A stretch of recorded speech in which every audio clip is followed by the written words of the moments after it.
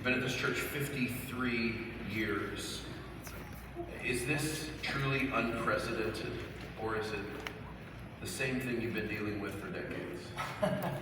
No, it is truly unprecedented. And I would even say this, it's probably been the most energizing, most thrilling, most sanctified fun I've had in half a century. So I love every minute of it, every day of it, every week of it.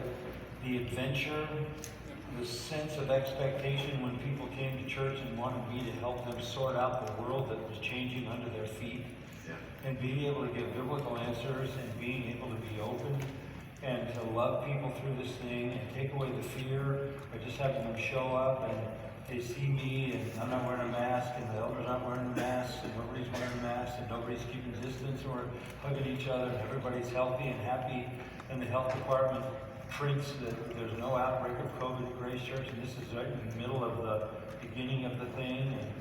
And they're fining me every week, a health fine, and then there's also a fine for contempt of court, and that is a jail sentence for each one and a fine for each one, and they rang that up for over a year every week. And they're coming after us, but they can't do anything to stop us meeting. The judge who took our case 12 times, this gentleman who's a judge is married to a man, so he's really not, like a fan of our, but he keeps stopping the county and the state every time because he says you can't litigate the issues on this case until you get past the First Amendment issue, and we haven't done that, so they could never litigate it.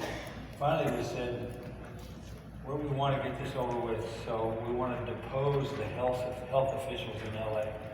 We want the top health officials, we're going to call them in for a legal deposition. 24 hours later, they gave us everything we wanted.